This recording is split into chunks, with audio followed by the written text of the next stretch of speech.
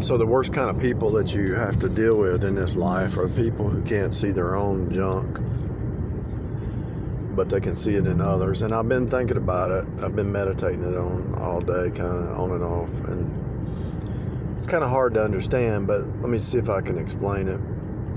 So when a person can't see their own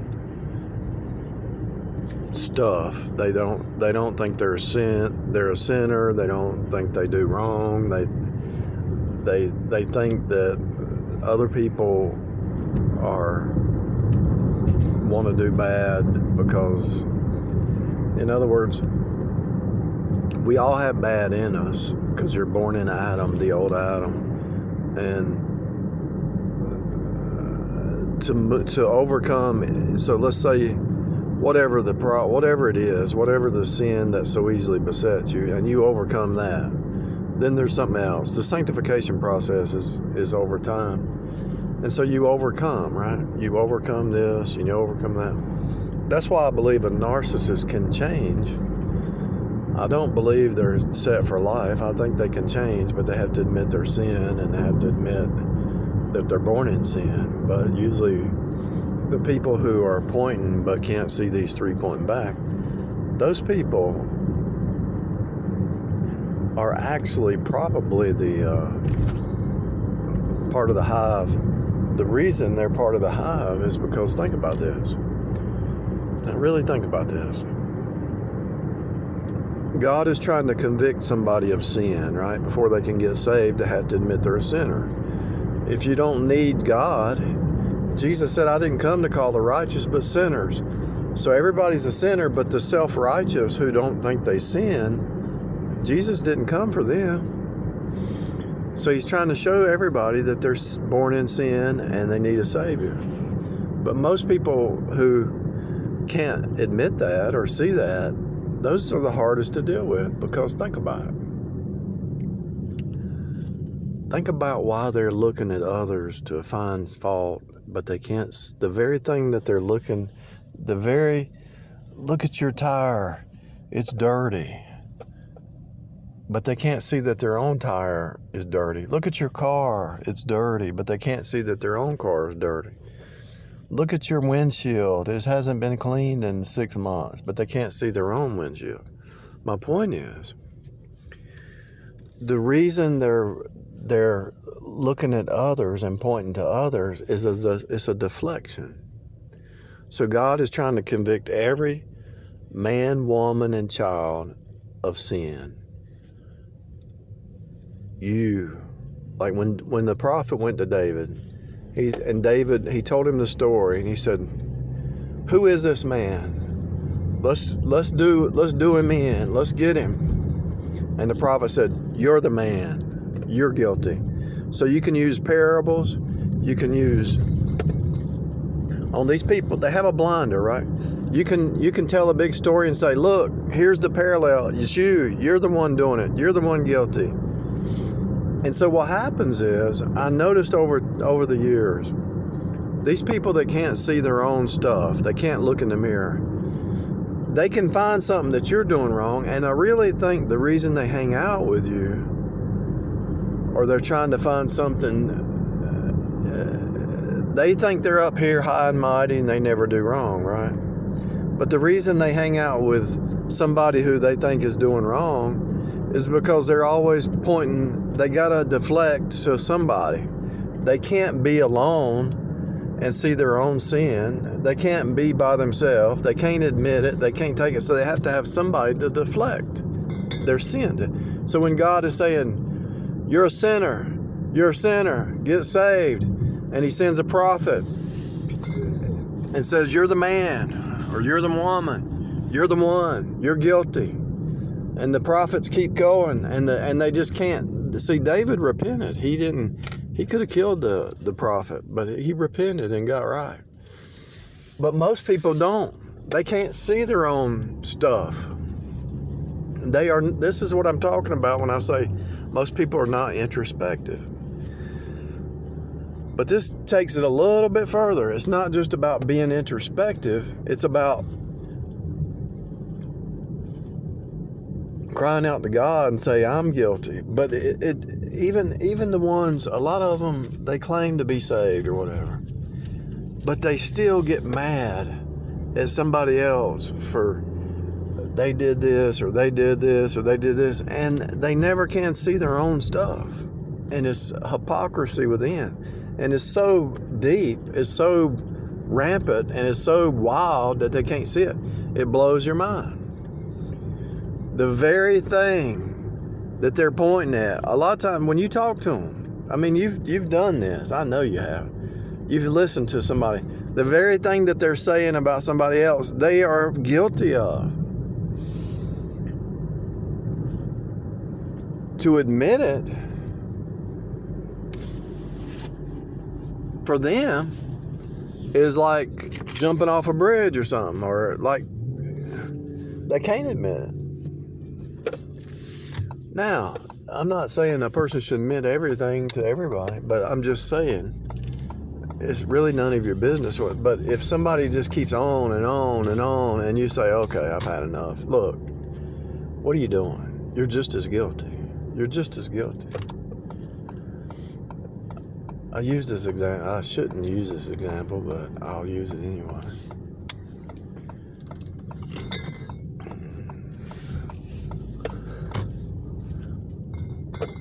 The woman I was dating, she was looking across the street down here, and this really happened. This is so hard to believe. I mean, it happened more than once with a lot of different people in life, where you show them their stuff and they just can't admit it. But it was a long time ago, 20 years, maybe more. And there was a 18-year-old girl living there who got pregnant. And she looked across the street. She said, I can't believe that girl. I said, what are you talking about? She said, she's not married. I said, you're just, what are you talking about? Why are you giving her a hard time? You did the same thing. I said, you're guilty. You did the very thing that you're pointing at her. You did. What are you talking about? She looked at me like she wanted to kill me. And I told you another one where I was in the drive-thru, and this lady I was dating, she said something, and I was in the drive-thru, Burger King drive-thru. I said, what are you talking about? You're a liar. All you do is lie. And she looked at me like she wanted to kill me. And she was under so much conviction, she just looked me straight in the eye like she was ready to kill me. And she opened the door and ran off into the woods. She couldn't face her own sin. So she had to get out of the car. I was calm. She had to get out of the car and run into the woods. I was looking, I thought, where did she go? I mean, she went so far in the woods, I couldn't see her. And I thought, where'd she go? So I went ahead and got my food. And I drove around, and then I went down the road, and she was walking down the highway. Down the road. I said, get in the car. What are you doing? I should have just let her go right then, never seen her again. People who lie, people who are chronic liars, you need to get away from. It happened a few more times. And you're not doing it and it's just spur of the moment. You're not. So they're talking about something, and they're just talking in general about, can you believe they did this? I said, why are you upset? Why does it up bother you? You did the same thing. And it's like the light comes on, and they get, if they were genuine in their heart, they'd say, yeah, you're right, I shouldn't have got upset. But they can't handle the truth, so they have to get angry and want to kill the messenger, but instead of killing, they run. Because the truth penetrates to the heart. But they could say, yeah, you're right, I don't know why I'm mad. but they can't do it because they put all their energy in. See, the reason that they're so angry with somebody else and what they're doing is because there's this universal principle that the thing that you hate the most is probably what you're guilty of in some way, shape, or form. And you tell people that, and they don't understand that, but that's the truth. Deep down, there's something that somebody's doing that makes somebody so mad they lose their cool, they lose their peace, or whatever. The reason is usually deep down, deep-seated somewhere in the heart, they're guilty of the very thing.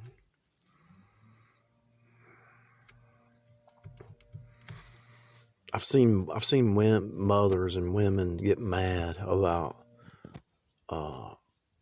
somebody on the news. They treated their child really bad, and they really just got so mad that they wanted to hurt that lady.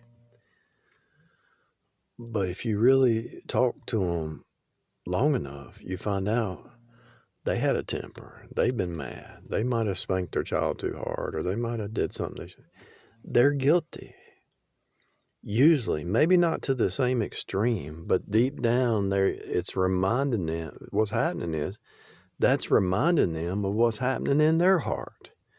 And so instead of them praying for that child or praying for that mother or whoever they are, probably went to jail or whatever, they're so angry that they want to kill the person that either killed somebody or hurt somebody, and so they're just as guilty wanting to kill this person instead of letting the justice of the government take over and the justice of the God and the justice of the universe. They're so angry they want to kill that mother because the mother hurt the child, but deep down they have murder in their heart. They justify it. It's just like a vigilante. A vigilante justifies.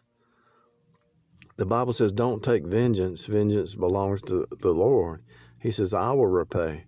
So they justify their vigilante mindset, even though they're guilty somewhere deep down. And when I talk about the vigilante mindset, people thumb down videos when I talk about that because they can't admit that they're guilty. There's a lot of people that love the word vigilante. They love being vigilantes, but that's not biblical.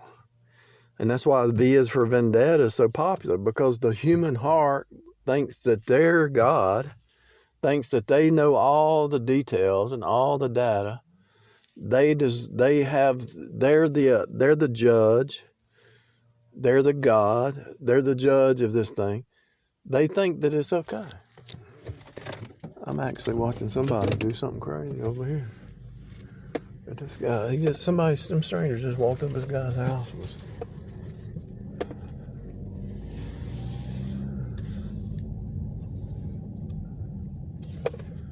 Oh God. Oh, it's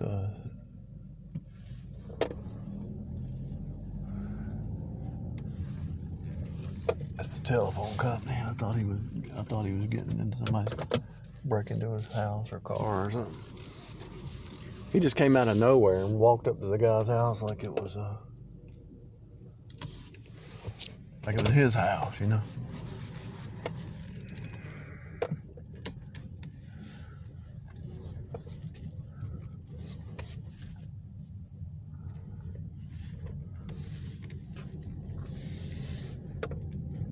But, people say, well, it's righteous anger. Well, are you righteous? Do you have righteous anger about your own sin, your own rebellion, your own insanity? Do you have righteous anger about trying to be God, trying to be judge? You don't know all the details. Just like if that guy was breaking in and I've caught him, I wouldn't be mad at him as a person I don't know all the details. Maybe his family's hungry and he don't have no food or something. I don't know, but I'm not justifying it. I'm just saying, you don't know why somebody does what they do. There's 1,000 variables in life, and I don't even care if the AI can't judge, even an AI. You can't judge unless you have all the information. And who has all the information? God. Now you can judge, you can try the spirits, and you can say, I don't want this person in my life. You put a boundary up, and that boundary, you watch the pattern, and you see the holographic pattern. You can profile people, and I'm not talking about race. I'm talking about people in general. Doesn't matter if they're black, white, red, yellow, green, whatever. You can profile people by their words and by their body language and by their past. And do they change? You can profile a vigilante. You can profile a legalist. You can profile a Jezebel. You can profile a lot of people, but you're still not their God and their judge. But you can judge what you want into your world or in your eye gate or in your ear gate. And there's certain people, I don't want to hear them. I don't want to listen to them. I don't want to be around them. I just don't want to be near them. I'll give them some bread and water, and I'll give them a tract and say, here's how to be saved. But as long as they act stupid, I don't want to hear it. So what's the point? So now that I've went on to a extensive roundabout on this topic, what am I saying? I'm saying the people that can see stuff in other people seem to be the agents. And the reason they are good candidates for the agents, because there's a blinder that they can't be convicted of sin. And so since they can't be convicted of sin, they got to find somebody to persecute. And the devil's the accuser of the brethren. So in other words, what I'm saying is this. The devil will use this kind of person as an agent of Satan, as the network, because they can't see their own sin. They're blind. They have a blinder on. So they're going to go from house to house, speaking things they ought not. They're going to be focusing on what they're doing and what they're doing and what they're doing, and never looking at their own house or their own life. And all they can do is be extra, outside, EX, instead of intro. They can only look at the outside. They can't look at the inside. And so the devil can use these kind of people for the hive network, because they're blind to their own sin. They're blind to their own heart. They're blind, and they have a hard heart. But they can find it another, which is legalism, which is the Jezebel spirit, because legalism is the Jezebel spirit.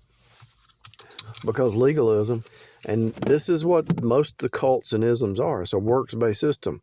They want to look good on the outside. They want to work hard. They want to build this church, and I tithe every day, and I never miss a day at church, and I read my Bible every 3 hours, and I do a devotion, and I pray, and I do this.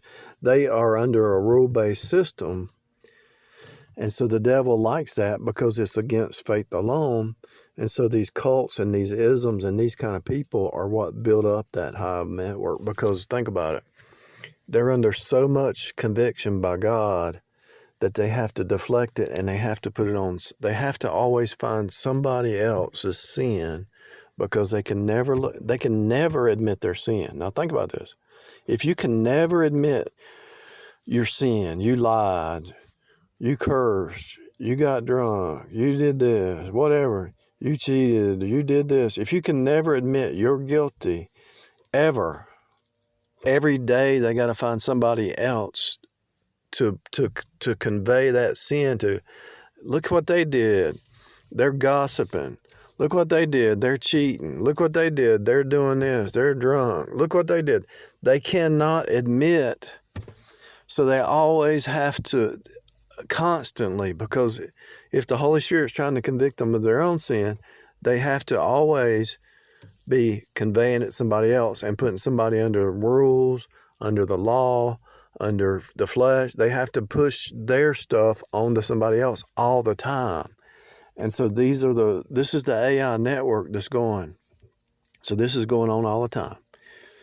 In churches, in jobs, everywhere. It's an AI, it's like a circuit. The AI program is going around a circuit trying to find who they can devour, who they can accuse, who they can attack, who they can blame. It's the blame. That's part of the blame game. They cannot look at themselves, so it's like an AI program in the background. It's just like a computer program. That's why they call them daemons. The daemon programs or the demon programs are always trying to find somebody. So in a really quick explanation, it's just like a computer program. It's going around its circuit, and it always has to find somebody who's guilty. You're guilty. You're guilty. You're guilty. You're guilty. You're guilty. Start over. You're guilty. You're guilty. You're guilty. You did this. You did this. Because they can't look at themselves. They have to project it onto somebody else. And that's the AI flesh mind just going around and around and around, which is the cult and the ism and the works-based system, the Jezebel system, the legalism. And it's always trying to put somebody else down to lift themselves up because they're not aware of their inner man. They're only aware of outward show. So it's the AI flesh mind trying to look good on the outside instead of being really spiritually born again and introspective. It's an AI flesh program that's just continually going, and that's part of the hive mind, and that's part of the demonic works-based system. Whew. It's hard to explain, but imagine a computer program that's running in the background, and they're called daemons for a reason. So that program is just running. And so this person can never be convicted of sin. So to avoid that sin, they have to point it at somebody else all the time. It's a background program that they can't stop, And the only way to deal with those kind of people is get away from them because they can't stop. They just can't stop.